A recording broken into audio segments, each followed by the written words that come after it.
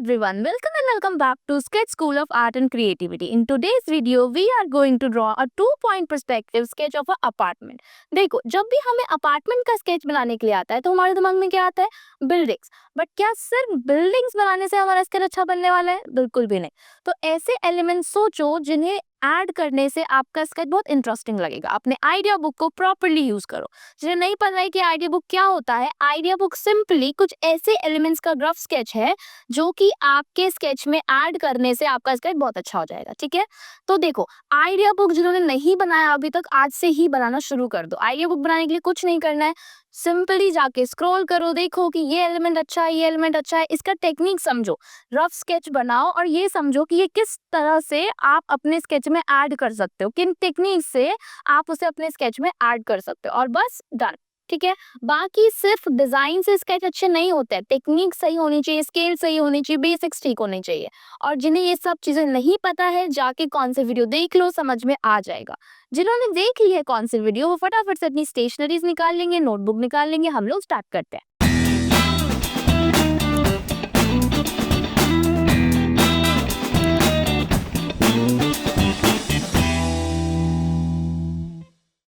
सबसे पहले एक बॉर्डर बना लेंगे और फिर horizon line and vanishing point. जैसा कि ये 2 पॉइंट पर्सपेक्टिव स्केच है, तो यहाँ पे मैंने 2 वैनिशिंग पॉइंट बनाए हैं और दोनों को ही शीट के एंड पे रखेंगे. ये ऐसा नहीं कि हम लोग सेंटर में रखें तो फिर स्केच जो है वो अच्छा नहीं बनेगा. देखो, अपार्टमेंट का स्केच है तो जरूरी नहीं है कि सिर्फ बिल्डिंग से शुरू करना है. आप पहले ना प्लान करो कि अपार्टमेंट के बीच में जो ग्राउंड होता है वहाँ पे क्या चीजें बन सकती हैं, वहाँ पे सिटिंग पार्ट बन सकता है और क्या क्या चीजें बन सकती हैं. तो यहाँ पे ना मैंने जो राइट साइड है ना, उधर मैंने सोचा है कि जो राइट साइड है ना, उधर हम बनाएंगे स्विमिंग पूल एंड देन दोनों साइड पे स्टेयरकेसेस, और फिर ऊपर जो है वो सिटिंग एरिया और जो भी अदर एक्टिविटीज है वो हम लोग ड्रॉ करेंगे. ओके, तो आप अपने हिसाब से कोई अदर डिजाइन भी चूज कर सकते हो जो तुम्हें लगता है कि इंटरेस्टिंग लगेगा. अब अपार्टमेंट है तो इसका मतलब ये बिल्कुल भी नहीं है कि सिर्फ बिल्डिंग और ग्राउंड. अपार्टमेंट में सोचो क्या क्या चीजें हो सकती हैं और जो कि इंटरेस्टिंग लगेगा, है ना. जैसे प्ले एरिया हो सकता है, ओपन जिम हो सकता है, सिटिंग पार्ट हो सकता है. तो वो सारी चीजें सोचो, रिसर्च करो और फिर अपने स्केच में ऐड करो. ओके, यहाँ पे मैंने सेंटर में बिल्कुल एक ह्यूमन फिगर बनाया है. देखो, एक ह्यूमन फिगर पास से बनाने से स्केच में बहुत अच्छा इफेक्ट आता है. तो अगर आपको ह्यूमन फिगर बहुत अच्छे से बनाना आता है तो बिल्कुल उसे ऐड करो, बहुत ही अच्छा लगता है स्केच में. ओके, तो ह्यूमन फिगर ऐसे नहीं कि रैंडमली बना दिया, प्रॉपर टेक्निक से बनाएंगे. पहले बेसिक बेसिक फिगर बनाएंगे, ट्रेपेजियम और जो हमने सीखा है ओवल्स, वो सब. और फिर आप देख सकते हो कि यहाँ पे मैंने पूरा स्टेप बाय स्टेप इस ह्यूमन फिगर को कंप्लीट किया है ना. पूरा डिटेल देने की जरूरत नहीं है, इट्स ओके अगर आप पूरा डिटेल नहीं दे रहे हो. पूरा डिटेल हम लोग माइक्रोन पेन से ऐड कर देंगे, लेकिन बस ये ध्यान रखेंगे कि टेक्निकली जो है आपका ह्यूमन फिगर वो करेक्ट होना चाहिए. ठीक है, और ऐसा बिल्कुल मत करना कि बिल्कुल एक स्ट्रेट ह्यूमन फिगर बना दिया. थोड़ा सा उसको एक पोस्चर देना है ना. अगर वो अपार्टमेंट के बीच में है तो कुछ पोस्चर तो होना चाहिए ना, कि वो चल रही है या फिर वो कुछ प्ले कर रही है या फिर एनीथिंग एल्स. ठीक है, बट ऐसे नहीं कि एकदम स्ट्रेट ह्यूमन फिगर को हमने बना दिया, ऐसे बिल्कुल भी नहीं करना है. ठीक है, तो यहाँ पे मैं इसको माइक्रोन पेन से आउटलाइनिंग कर रही हूँ. अब तो ऐसा बिल्कुल भी जरूरी नहीं है कि जो माइक्रोन पेन है ना उसको एकदम एंड में स्केच जब बन जाए पूरा फिर ऐड करना है. हम पहले भी ऐड कर सकते हैं, बट ऐसे जगह पे ऐड करेंगे जहां हमें पता है कि इसमें मुझे कोई चेंजेस नहीं करने, इसके आगे मैं और कोई चीज नहीं बनाने वाली हूँ. उसी जगह पे माइक्रोन पेन ऐड करेंगे, क्योंकि अगर आपने एक बार माइक्रोन पेन ऐड कर दिया तो तुम उस जगह को चेंज नहीं कर सकते फिर, है ना. अगर तुम्हें बाद में लगा कि नहीं यहाँ पे कुछ और चीज हो सकती है तो फिर तुम उसे अप्लाई नहीं कर पाओगे. तो इस बात का बिल्कुल ध्यान रखना. ठीक है, जैसा कि मैंने कहा था कि मैं ऊपर एक सिटिंग एरिया बनाऊंगी, तो यहाँ पे मैंने 2 चेयर्स बनाए हैं और 2 ह्यूमन फिगर्स. तो इनको मैंने उतना डिटेल में नहीं बनाया है, लेकिन ये बात का ध्यान रखेंगे कि टेक्निकली ये इनकरेक्ट नहीं होना चाहिए. इनकी हाइट प्रॉपर ध्यान देंगे कि कितनी होनी चाहिए और उस हिसाब से बनाएंगे. अब जैसे ये जो लड़की है ये नीचे खड़ी है ना और इसकी हाइट हॉराइजन तक है, तो इसका मतलब मुझे क्या समझ में आ रहा है कि जो व्यूअर है वो भी नीचे ही खड़ा है ना. तो ऊपर जो सिटिंग पोस्चर है उनकी हाइट हॉराइजन तक है ना. अगर अगर व्यूअर ऊपर खड़ा होता तो सिटिंग पोस्चर थोड़े छोटे होते. तो इस हिसाब से ह्यूमन हाइट को या फिर जो भी एलिमेंट आप बना रहे हो उसकी हाइट को बैलेंस कर लेंगे. ठीक है, ये बहुत ही ज्यादा जरूरी है. उसके बाद पीछे मैंने बनाई है बिल्डिंग्स, है ना. पीछे लेफ्ट और राइट साइड में मैंने बिल्डिंग्स बना दी. तो जितनी भी बिल्डिंग बना रहे हो, जो भी चीज बना रहे हो ना, वो सिंपली ट्राई करना कि टेक्निकली करेक्ट हो. ओके, मैंने सिंपली यहाँ पे क्यूबॉइड्स बनाए हैं कुछ बिल्डिंग के लिए और उनको थोड़ा-सा अनइवन रखा है जिससे कि थोड़ा इंटरेस्टिंग लगे। ओके, उसके बाद कुछ ह्यूमन फिगर मैं दूर से बना रही हूँ, तो अगर देखो अगर आपने एक ह्यूमन फिगर पास से बना दिया ना, तो ज़रूरी नहीं है कि तुम्हें मीडियम साइज़ के बहुत सारे ह्यूमन फिगर बनाने हैं। तुम दूर से भी बना दो ह्यूमन फिगर, है ना? क्योंकि ऐसा नहीं होना चाहिए कि इस जगह पे सिर्फ़ ये गर्ल ही है और कोई है ही नहीं, पूरा खाली है अपार्टमेंट। ऐसा तो नहीं हो सकता ना। बट थोड़ा हम दूर-दूर से बना सकते हैं। दूर से ह्यूमन फिगर बनाना बहुत आसान है। सो तुम सब लोग बना लोगे। अगर तुमने बेसिक सीखा है ना तो आराम से बना लोगे। जिन्हें नहीं आता है ह्यूमन फिगर बनाना, जिन्हें ह्यूमन फिगर की बेसिक्स नहीं पता है, वो एक बारी जाके हमारे चैनल पे ह्यूमन फिगर का वीडियो देख लेना, कॉन्सेप्ट वीडियो। बिल्कुल ही समझ में आ जाएगा कि कैसे ह्यूमन फिगर जो है ना वो बनाने हैं। फिर तुम्हें कोई प्रॉब्लम नहीं होगी। ठीक है? यहाँ पे मैंने जो स्विमिंग पूल है उसके अंदर एक ह्यूमन फिगर भी ऐड किया है ना, जिससे कि थोड़ा-सा इंटरेस्टिंग लगे स्केच और जैसे कि ह्यूमन फिगर उस में आ गया, तो ऑब्वियसली पानी एकदम स्थिर नहीं रह सकता। पानी जो है, पानी में थोड़ी-सी मूवमेंट होगी। तो इस बात का ध्यान रखेंगे कि ऑब्जर्व करेंगे चीज़ों को थोड़ा-सा, ठीक है? After that I am outlining these human figures also, और जैसा कि मैंने पहले भी कहा था, जब तक आप कन्फर्म ना हो कि हाँ, यही मेरा फाइनल डिज़ाइन है, तब तक माइक्रोन पेन को हाथ नहीं लगाना है, ठीक है? तो बेसिक हमने पेंसिल से बना लिया, उसके बाद हम लोग माइक्रोन पेन से इसको आउटलाइन कर रहे हैं। तो मैंने बिल्कुल भी हेयर्स ऑन क्लॉथ-व्लॉथ नहीं बनाया था पेंसिल से, डायरेक्टली मैंने माइक्रोन पेन से बनाया है। क्यों? क्योंकि हमें पता है कि हमारे पास एग्ज़ाम में टाइम कम होने वाला है, तो इस बात का ध्यान रखेंगे कि ज़्यादा से ज़्यादा अपने टाइम को बचाया जाए। ऐसा नहीं कि पहले पूरा पेंसिल स्केच बना रहे हैं, फिर उसके बाद पूरा उसको फाइनलाइज़ कर रहे हैं और फिर माइक्रोन पेन ऐड करो, तो उसमें तो टाइम लगेगा ही, ठीक है? तो यहाँ पे बैक साइड पे यू कैन सी कि मैंने एक टेनिस वाला पार्ट बनाया है कि जो 1-2 जने हैं वो टेनिस खेल रहे हैं। इसके अलावा आप सोच सकते हो कि आपको क्या चीज़ें बनानी है। अगर तुम्हें टेनिस नहीं बनाना है तो और क्या बनाना है? तो तुम ओपन जिम भी बना सकते हो या फिर आप कोई अदर स्पोर्ट भी बना सकते हो जो कि एक ओपन एरिया में खेला जा सकता है, ठीक है? तो इस चीज़ का ध्यान रखेंगे कि बस जो भी चीज़ बना रहे हो ना उसको प्रॉपर्ली करेक्ट स्केल में बनाएँगे और करेक्ट टेक्नीक से बनाएँगे। बस अगर तुमने इतना ध्यान रखा है तो बिल्कुल ही आपका जो स्केच है वो अच्छा दिखने वाला है, ठीक है? पीछे जो ह्यूमन फिगर बना रहे हो ना उसको उतना मतलब डिटेल में बनाने की ज़रूरत नहीं है, रैंडमली बना सकते हैं, इट्स ओके, चलेगा वो, ठीक है? नाउ आफ्टर दैट आपको देखना है कि कहाँ-कहाँ पे मेरे जो एलिमेंट्स हैं वो रह गए हैं और फिर उसको आउटलाइन करना है। तो यहाँ पे आप देख सकते हो कि राइट साइड पे मैंने तो टेनिस वाला पार्ट बना दिया, लेफ्ट साइड पे मैंने एक सिटिंग एरिया बनाया, ठीक है? एक सिटिंग एरिया बनाया जिसके कि ऊपर ऊपर भी कवरिंग है और फिर पीछे जो है वो बिल्डिंग्स को आउटलाइनिंग हम कर रहे हैं, ठीक है?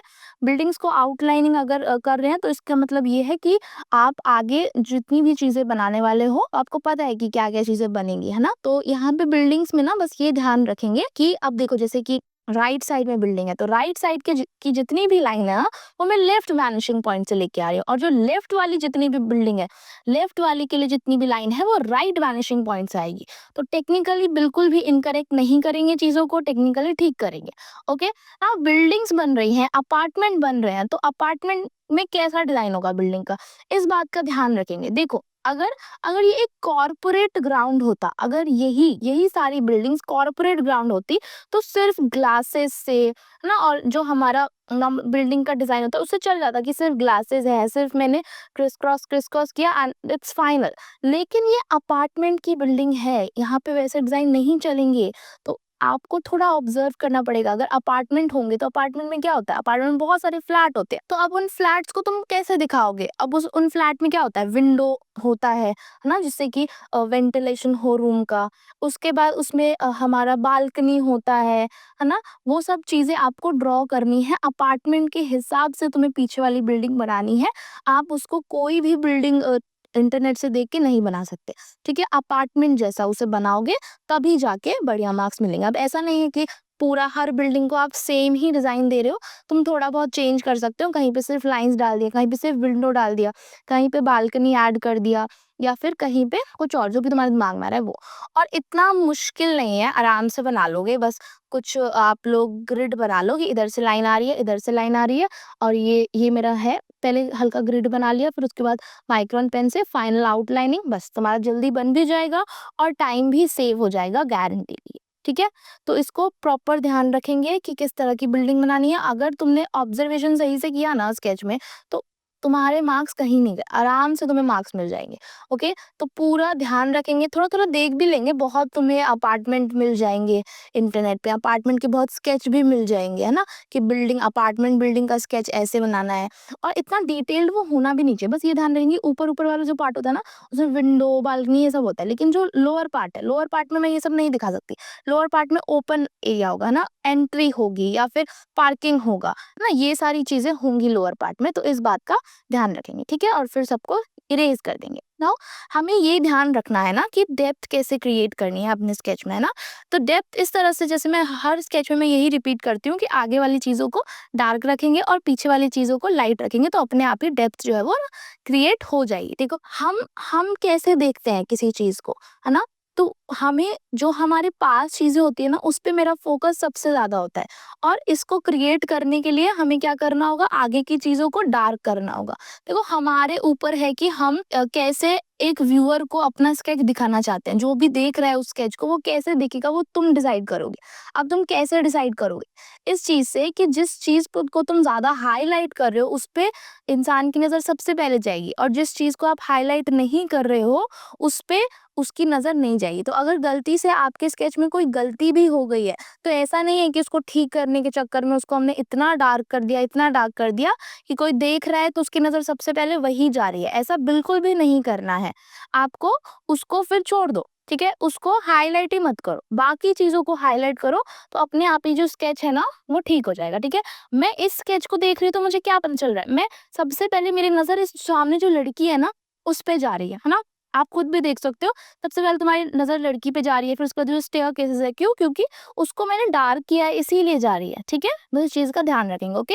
उसके बाद मैं फ्लोरिंग बना रही हूँ और फिर सारा ग्रेफाइट को हम लोग इरेज़ कर देंगे और फिर अपना, अगर तुम्हें थोड़ा-सा पेंसिल कलर ऐड करना है तो कर सकते हैं। लास्ट स्केच में मैंने ब्रश पेन यूज़ किए थे, तो ब्रश पेन भी कर सकते हो तुम। यहाँ पे मैं सिर्फ पेंसिल कलर यूज़ किया, तो मैंने ब्लू कलर लिया है, ब्लू कलर को मैं ऐड कर रही हूँ, ठीक है? तो ब्लू कलर मैंने स्काई में किया एंड देन मैं जो वाटर है ना, उसमें ब्लू कलर ऐड कर रही हूँ। तो ऐसे नहीं कि बिल्कुल स्ट्रेट कर दिया, थोड़ा वाटर वाला इफेक्ट देने का ट्राई करेंगे कि वेव्स दिखाए, है ना? क्योंकि उसमें एक ह्यूमन फिगर भी है, तो ऑब्वियसली पानी में वेव्स जो है वो बनेंगी ही। तो इस बात का बिल्कुल ही ध्यान रखेंगे कि कहाँ पे जो कलर है ना, उसको किस तरह से ऐड करना है। उसके बाद मैंने एक ऑरेंज कलर लिया है।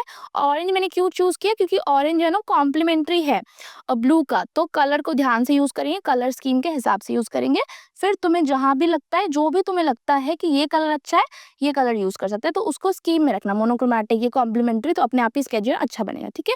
You can see this is our final sketch. जहाँ तुम्हें लगे अपने स्केच में कि यहाँ कमी हो गई है, वहाँ पे थोड़ा-सा ऐड कर दो, लगे इधर कमी है, इधर ऐड कर दो, बस अपने स्केच को प्रेज़ेंटेबल बनाओ, ओके? तो ये आप देख सकते हो कि इस तरह से कुछ स्केच जो है वो निकल के आया है। आई होप सबको समझ में आ गया होगा कि कैसे स्केच को बनाना है और उसे किस तरह से रेंडर करना है। देखो बहुत सारे स्टूडेंट के डाउट थे कि कौन सा मीडियम यूज कर सकते हैं और कौन सा मीडियम नहीं यूज कर सकते। आप स्केच को रेंडरिंग करने के लिए कोई भी ड्राई मीडियम यूज कर सकते हो, बस वेट मीडियम यूज नहीं करना है। तो ड्राई मीडियम का मतलब क्या है? ड्राई मीडियम का मतलब है माइक्रोन पेन हो गया, बॉल पेन हो गया, पेंसिल कलर हो गया, ब्रश पेन हो गया, ये सारे ड्राई मीडियम से आप इन्हें यूज कर सकते हो, ठीक है? और अगर तुम ऐसा बोल रहे हो कि एग्जाम हॉल में नहीं ले जाने दिया जाता है, ले जाने दिया जाता है, तुम ट्रांसपेरेंट किट में लेके जाओ, ठीक है? बिल्कुल ले जाने दिया जाएगा, ओके? और उसके बाद ये भी बहुत इंपॉर्टेंट है कि ये सारे तुम्हें पता है कि ये यूज कर सकते हैं, बट आपके पास एक अपना स्टाइल होना चाहिए कि आप पेंसिल कलर यूज करने वाले हो, माइक्रोन पेन यूज करने वाले हो, क्या यूज करने वाले हो। तो अभी ट्राई करो, ठीक है? एग्जाम में नहीं करना है फाइनली ट्राई, अभी करना है। अभी करके देखो, थोड़ा पेंसिल कलर या फिर ब्रश पेन यूज करके देखो, उसे रिव्यू कराओ, चाहे तो हमसे रिव्यू कराओ, बट आपके पास एक फाइनल प्रेजेंटेशन होना चाहिए जो कि आप एग्जाम में जाके बनाने वाले हो, ठीक है? So if you want to discuss your sketches live with us in classes, you can book a free demo class from below link or from our website. And if you want to know about courses, तो last clip है, उसे देख लेंगे. See you in next video. तब तक के लिए bye bye. If you are an aspiring architect aiming to secure a spot in one of India's prestigious architecture colleges, you are in the right place. Every successful journey requires a well thought out plan, and at SSAC, we specialize in helping students crack the NATA and JEE examinations. We have designed 3 plans to cater to different learning styles and requirements. The first is our success plan, which is your all-in-one solution. Its holistic structure comes with a 100% guaranteed success rate, making it the ultimate choice for aspiring architects.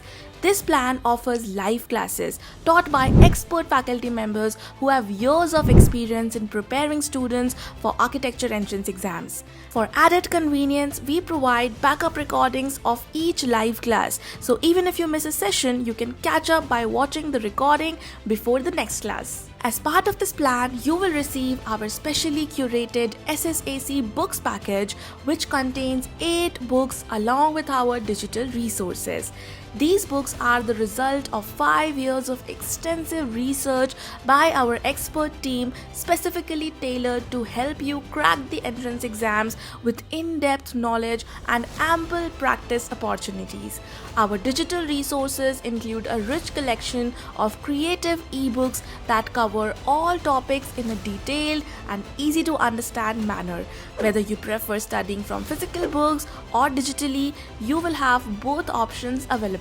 In addition to the ebooks, our digital resources include time-based exams after each module to track your progress, the last 10 years of solved previous year papers, and exam-like mock tests designed to stimulate the actual NATA and JEE exams. All our tests and mock tests are custom made, with many questions being repeated year after year, boosting your chance of becoming a topper. On top of that, there will be fun assignments and group activities that make learning at SSAC very enjoyable. To further support your progress, we conduct a parent-teacher meeting, PTM or Viva, every month to discuss your performance, provide personalized feedback, and set goals for improvement. For students who prefer more flexibility in learning but still want to access high-quality materials and structured guidance, the self-learning plan is the ideal option. This plan offers recorded sessions of all exam topics, allowing you to learn at your own pace and your own schedule. Many students living in hostels or with conflicting schedules opt for this plan. You will also receive our SSAC books package and the same digital resources provided in the success plan. For students who are more independent learners, the self-study plan is designed to give them tools they need to succeed on their own terms.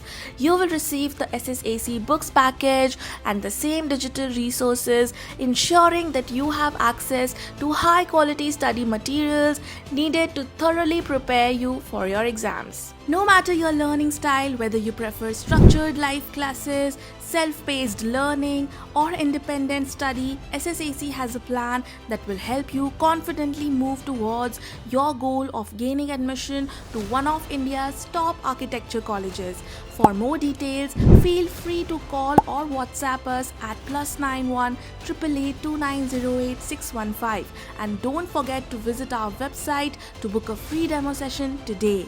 In our demo sessions, you will discover how 1 in every 3 SSAC students becomes a topper. At least come and experience the magic of our absolutely free demo sessions, and I guarantee you that you will not regret it.